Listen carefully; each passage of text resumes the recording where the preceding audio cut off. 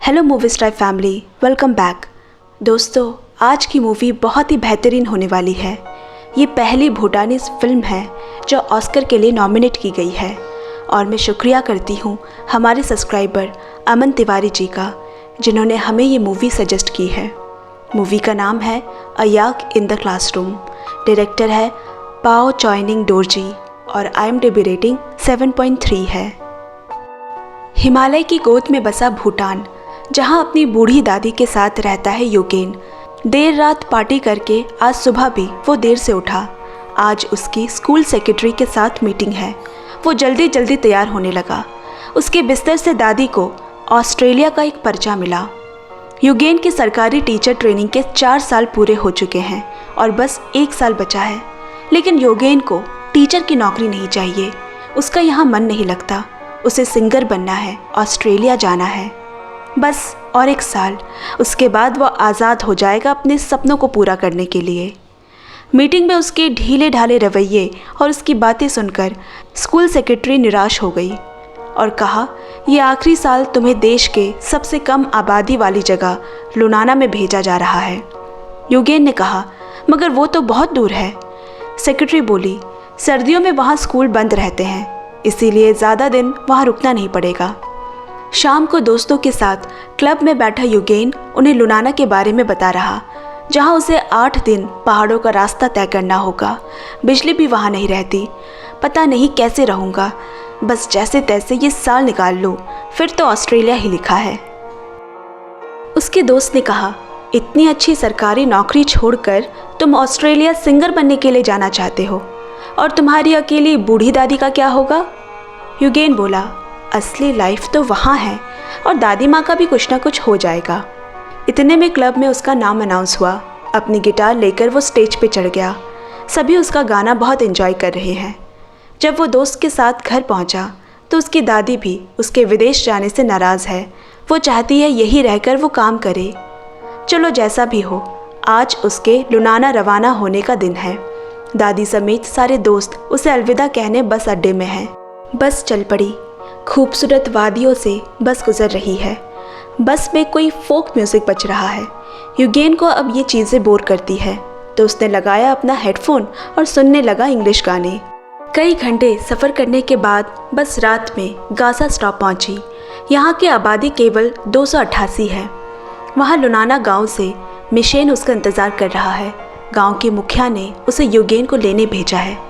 योगेन बोला, क्या मुखिया मुझे पहचानते हैं?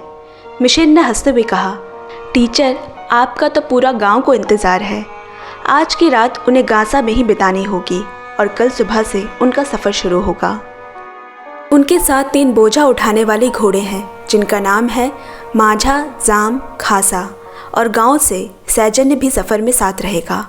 वो टीचर के लिए दूध, चीनी, ब्रेड जैसी चीज़ें लेकर जा रहे हैं जो गांव में नहीं मिलती। सफ़र शुरू हुआ। 8 दिन का लंबा सफ़र होने वाला है। उन्हें नदी के किनारे होते हुए जाना है, फिर एक पहाड़ की चढ़ाई करनी है, जगह जगह रात में टेंट लगाकर सोना है और फिर आएगा लुनाना।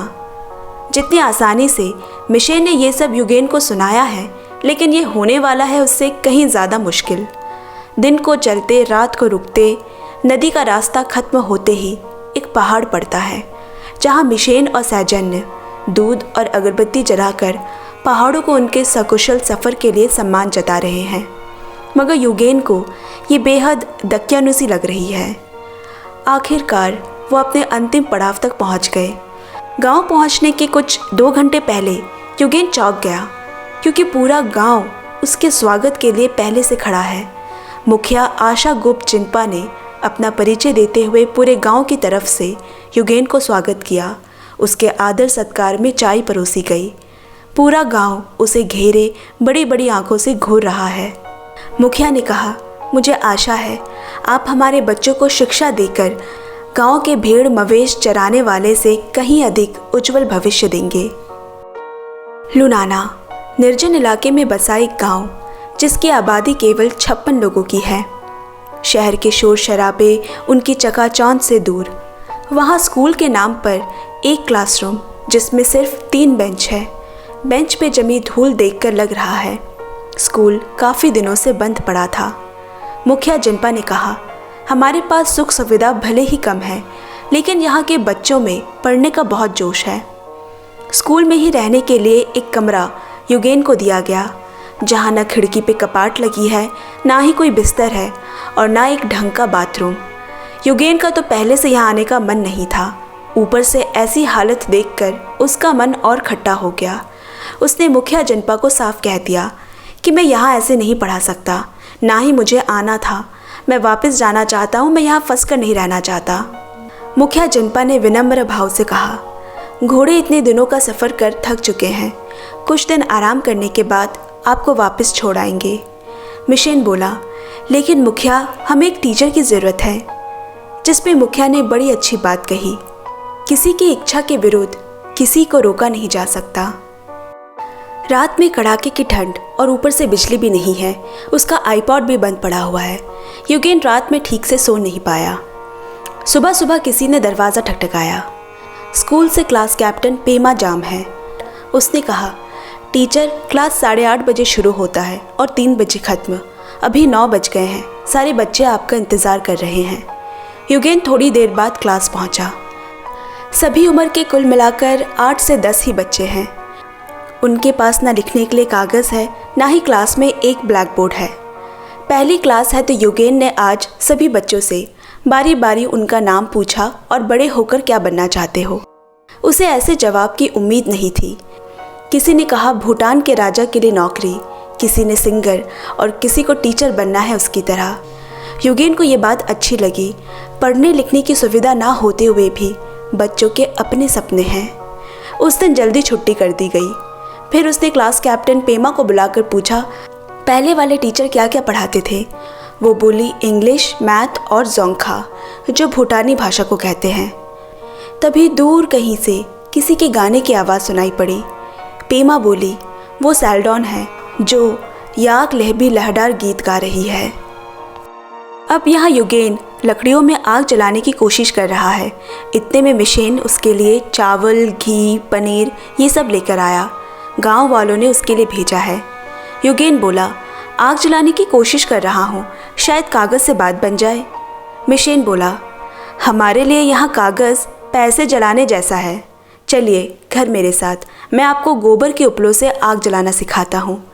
रास्ते में उनकी ताशी से मुलाकात हुई, जो दूसरे पहाड़ से अपनी पोती को लेकर आई है, क्योंकि उसने सुना है लुनाना गांव में एक टीचर आए हैं। उनके गांव में कोई स्कूल नहीं, इसीलिए उसका यहाँ दाखिला करवाना चाहती है। मिशेन अपने घर पहुंचकर उसे आग जलाना सिखा रहा है। तभी युगेन ने कहा, यहाँ मुझे इतनी इज्जत क्यों मिल रही है? शहरों में तो ऐसा नहीं होता। मुखिया जिनपा कहते हैं, एक टीचर से किसी की तुलना नहीं की जा सकती। उनके हाथों से हमारा भविष्य तैयार होता है, मिशेन ने कहा। मिशेन ने वापसी में उसके लिए कुछ उपले बांध दिए। अब यहाँ युगेन कमरे में पड़ा पिछले टीचर का रखा बक्सा खोला। उसमें कुछ किताबें, चौक, पेंसिल और भूटान का झंडा है, लेकिन कोई कॉपी नहीं है। फिर उसने जलाने के लिए जो कागज़ चूल्हे में डाले थे, उन्हें निकाल तय करके रख दिए। अगले दिन सुबह सुबह उसने क्लासरूम की सफाई की और राष्ट्रगान के बाद क्लास शुरू हुई। सबको वही एक एक टुकड़ा कागज़ दिया गया और चूल्हे से जली लकड़ियों से वो दीवार पर लिखकर पढ़ाने लगा। बाहर मवेशियों को चढ़ाने जा रहे लोग अपने बच्चों को पढ़ता देख बहुत ही खुश हैं। क्लास के बाद वो याक का गोबर इकट्ठा करने निकला, जहाँ फिर से उसे वही गीत सुनाई दी। पास जाकर उसने सैल्डन से बात की और कहा, तुम्हारा गीत अक्सर सुनाई देता है। वो बोली, हाँ, ये गीत मेरी ओर से भेंट है गांव के लोगों को, जो खेतों में हैं, जो मवेशी चढ़ा रहे हैं, जो अपने कामों में लगे हैं। युगेन ने कहा, क्या तुम मुझे भी ये गाना सिखाओगी? हाँ, मैं सर हिलाते हुए वो चली गई। शाम को मुखिया जिनपा के घर दावत पे उसका बुलावा आया। जिनपा अपनी बेटी के साथ रहता है। जब उसकी बेटी 10 साल की थी, उसकी बीवी अपने गर्भवती काल में ही बच्चे के साथ गुजर गई। लालटेन की रोशनी में गरम खाना जब उसे लकड़ी के बर्तन में परोसा गया, जो उनकी परंपरा के मुताबिक बहुत आदर सत्कार की निशानी है, तो उसे अपनी दादी की याद आ गई। जब वो छोटा था, दादी भी उसे ऐसे ही लकड़ी के बर्तन में खाना दिया करती थी। ये छोटी छोटी बातें बताई नहीं जाती, पर बहुत मायने रखती है। अगले दिन क्लास के बाद मुखिया और मिशेन उसे बताने आए कि उनका घोड़ा तैयार है, अगर वो चाहे तो कल ही निकल सकते हैं। थोड़ी देर सोचकर युगेन ने कहा, मैं अभी नहीं जाना चाहता, कुछ दिन और रुकूंगा, वैसे भी मेरा समय अभी तक पूरा नहीं हुआ। ये सुनते ही दोनों के चेहरे पे मुस्कान आ गई। मिशेन बोला, आपको कुछ भी ज़रूरत हो तो कहना, हम सब गांव वाले आपके लिए कुछ भी करने को तैयार हैं। युगेन ने एक ब्लैकबोर्ड की इच्छा जताई। उसी दिन मिशेन ने लकड़ी काट कर उन पे जली हुई लकड़ियों को कूट कर उनका लेप लगाया और चूने से चौक बनाई। नई ब्लैकबोर्ड देखकर बच्चे एकदम से चौंक गए, क्योंकि उन्होंने कभी ऐसी कोई चीज़ नहीं देखी थी। बारी बारी से बच्चों ने आकर उस पर अपना नाम लिखा। युगेन मजबूरी में पढ़ा तो 4 सालों से रहा है, मगर ऐसा उसने पहले कभी महसूस नहीं किया था। अगली सुबह युगेन मुखिया जिनपा के घर गया। उसे किसी को शहर भेजना है ताकि वो बच्चों के लिए कुछ ज़रूरी चीज़ें मंगवा सके। मुखिया जिनपा बोले, गांव वाले आपसे बहुत खुश हैं। ये ज़रूर पिछले जन्म का कर्म है। शायद मैं भी पिछले किसी जन्म में यहाँ पर एक मवेशी चढ़ाने वाला हुआ करता हूँगा, युगेन ने कहा। जिस पे जिनपा बोला, नहीं, उससे भी गहरा संबंध है आपका इस जगह से। आप खुद एक याक होंगे। युगेन ने हंसते हुए कहा, एक याक? जिनपा ने कहा, हाँ, यहाँ की सबसे पवित्र चीज़ होती है याक। एक दिन सैल्डन क्लासरूम में एक याक ले आई और कहा, अब आपको गोबर उठाने के लिए दूसरे पहाड़ की तरफ नहीं जाना पड़ेगा। ये नोरबू हमारा सबसे पुराना याक, जो आपकी मदद करेगा, बहुत समझदार है। युगेन ने कहा, लेकिन मैं इसे यहाँ नहीं रख सकता, इसे बाहर बांध देता हूँ। सैल्डन ने मना करते हुए कहा, बाहर ठंड है, इसे भी इंसानों की तरह सब महसूस होता है। फिर उसे एक कागज़ थमाया जिसमें वही याक लहबी लहरदार गीत लिखा है। गीत गाते हुए सैल्डन ने बताया, ये गाना एक चारवाहा और याक के बीच के बंधन के बारे में है। वो एक परिवार की तरह है, इस पवित्र ईश्वर की जगह पे जहाँ साल भर बर्फ़ रहती है। याक हमारे लिए भगवान की देन है। इन्हीं की वजह से हम यहाँ ज़िंदा रह पाते हैं। जब हमें मांस की ज़रूरत होती है, सभी याक को इकट्ठा कर एक रस्सी का फंदा, जिसे लासो कहते हैं, हवा में उछाला जाता है। जिसके भी याक पर वो गिरे, उसे मांस और चमड़े के लिए मारा जाता है। वो पल गांव में बहुत दुख भरा होता है। इस गांव के एक चारवाहे को एक दिन गांव से बाहर तिब्बत जाना पड़ा। इस बार लासो उसकी सबसे प्यारी याक पर गिरी और उसे अपनी वो याक देनी पड़ी। ये गाना उसी ने लिखा है। जवाब में अंत में उसके याक ने कहा है, हमारा बंधन कभी नहीं टूट सकता। जिस तरह रोज़ शाम याक पहाड़ों से उतर आती है अपने घर को, एक दिन किसी जन्म में मैं भी वापस आ जाऊंगा। धीरे धीरे नोरबू के साथ रहने की उसे आदत हो गई। एक दिन शाम को पेमा ने कहा, टीचर, कल के लिए हमारे पास कागज़ नहीं बचे। फिर उसने पूछा कि आप सच में सर्दियों में चले जाएंगे? क्या हम आपको अच्छे नहीं लगते? चुप बैठा युगेन पेमा की पानी भरी आंखों को देख रहा है।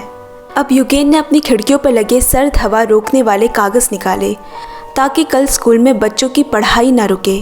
आज वो खुद से पहले बच्चों के बारे में सोचने लगा है।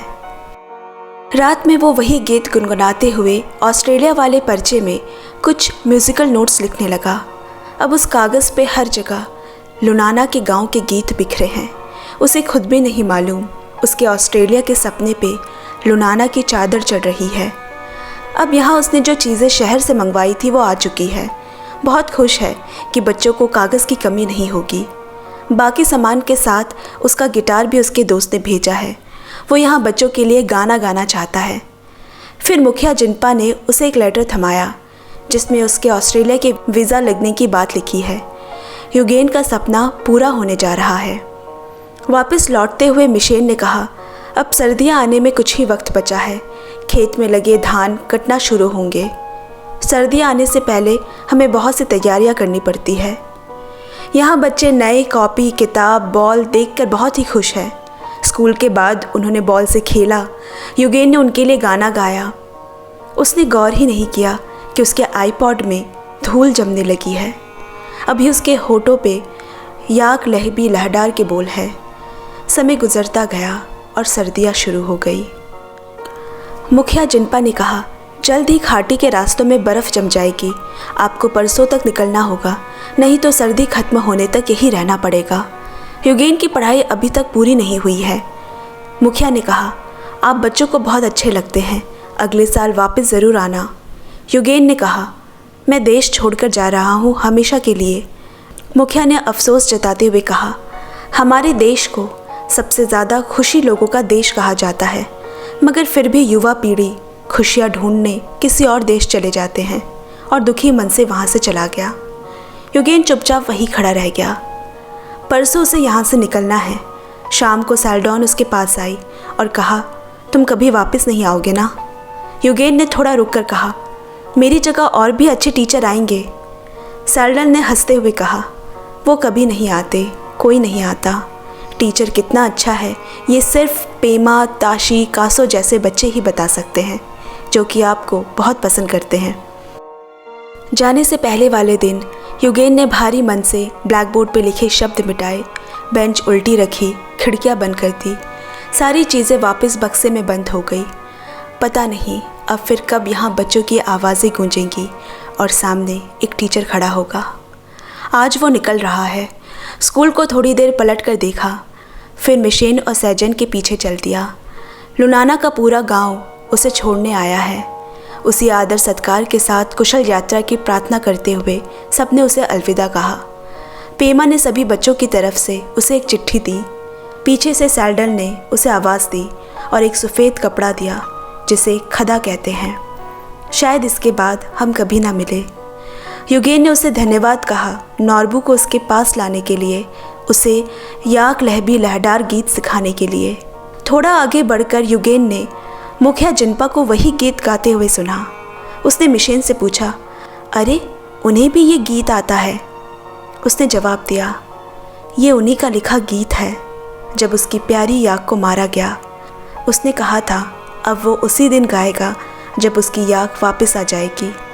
ये सुनकर युगेन स्तब्ध रह गया। मुखिया जिनपा ने उसे एक बार याक कहा था, उसे तब समझ नहीं आया जिनके कितने गहरे मायने थे। पूरे रास्ते वो बच्चों की लिखी चिट्ठी पढ़ता हुआ गया। उसने उस पहाड़ी पे रुककर प्रार्थना भी की। जो सारी बातें उसे पहले बेमायने लगती थी, आज वो उनके मतलब समझ चुका है। वो जैसा आया था वैसा वापस नहीं जा रहा। ये युगेन अलग है। अब दिखाता है वो ऑस्ट्रेलिया के एक बार में इंग्लिश गाना गा रहा है, मगर सब अपने में मस्त है। किसी को उसके गाने से कोई फ़र्क नहीं पड़ रहा। उसे महसूस हुआ कि वो नॉर्बू की तरह एक याक है इस क्लासरूम में। वो गलत जगह है, उसकी जगह कहीं और है, उसकी पहचान कुछ और है। वो रुक गया और वही याक लहबी लहडार गीत गाने लगा। सब उसकी ओर देखने लगे, पर अब उसे कोई फ़र्क नहीं पड़ता। देर ही सही, लेकिन खुद को ढूंढना सीखो। ऐसे ही किसी और क्लासरूम की याक मत बने रहो। दोस्तों, आज की एक्सप्लेनेशन आपको कैसी लगी कमेंट में ज़रूर शेयर करें और चैनल को भी पक्का सब्सक्राइब कर ले। आपसे जल्द मिलते हैं अगले वीडियो में। Bye bye, love you and take care friends.